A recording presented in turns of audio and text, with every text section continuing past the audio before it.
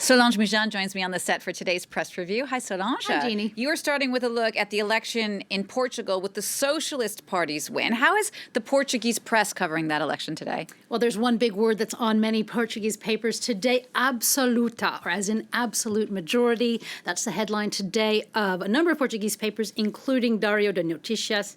They're repeating the victory cry of Prime Minister António Costa after his Socialist Party majority win. Now, for the Jornal de Notícias, the Prime Minister has pulled off a crushing victory, where the main takeaway from voters was the desire for stability. Now, this Socialist Party win is also a trend reversal on the European level, as socialist parties in many European countries have been struggling. But one broader political trend that this election does not reverse is that of the gaining of the far right.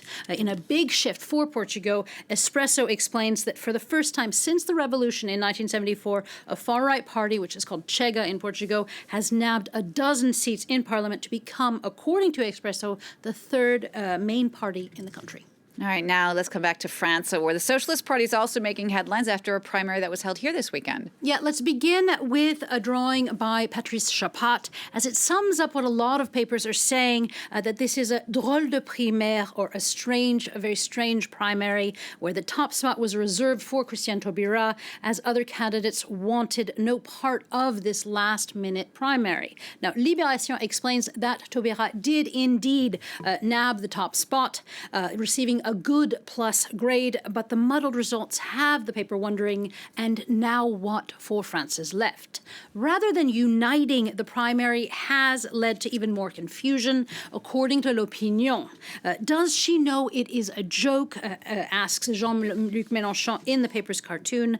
And in L'Opinion's analysis, it says that the primary is a triple failure. It has further fractured the left, confused voters, and also instrumentalized some 400,000 people that voted. And the conservative paper Le Figaro, well, it agrees with this analysis, saying that the primary was, quote, a simple and foreseeable waste. All right, now let's take a look at the crisis in Ukraine. Boris Johnson is expected to visit Eastern Europe and to phone Vladimir Putin in the coming days. Yeah, it is Boris to the rescue, according to the cartoonist Nicola Jennings, who has drawn the prime minister in a wintry camouflage fursuit as he leaves remnants of his domestic troubles in favor of foreign policy coverage, like whether to send more troops through NATO. Now, the cartoonist Martin Moreland has also mixed together Ukraine and Partygate, with an angry Boris Johnson facing Putin and his tanks, and the Russian president saying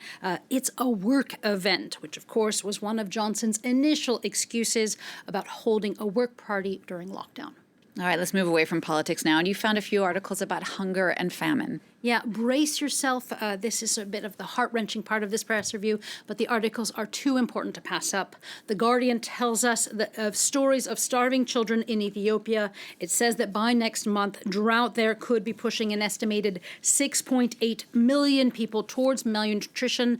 And the first to suffer from such drought is often kids, with some 800,000 children at risk of malnutrition in Ethiopia by next month.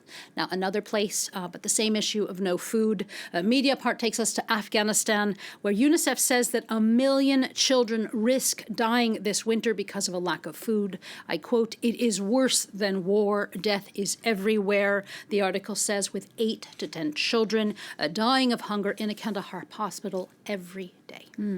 Okay, you've got something now a little bit different, a little bit lighter. This is a mind-bending discovery about our brains. Oh yeah, we needed something fun after the previous articles. Science Alert tells us that a new study has shown that our brains actually keep us, quote, in the past for 15 seconds to help stabilize actually our intake of light and movement. The study has shown that this sort of time machine mechanism in our brains, it actually helps us have a vision that is not jittery or a blurry blob, and that these recorded snapshots that constantly are redone lets our brain create illusory stability. All right, just to wrap up now, Solange, the Spanish press, of course, is going nuts over a very special athlete today. Yeah, he is the best in history. That is how El Periodico congratulates Rafal Nadal today. For Nadal did not only just win the Australian Open, but he is now the only tennis player in the world to ever have won 21 Grand Slam singles titles. It is for ABC an epic win, one where Nadal also gets to beat out an injured Roger Federer and a deported Novak Djokovic. They were also at 20 wins and also hoping to be the first one to get 21. But now Rafa has done it. He has become the first, and in the Spanish press's eyes, the best of the big three. Big congratulations again to Rafal Nadal. Thanks so much for that, Solange Mouzin, with today's press review.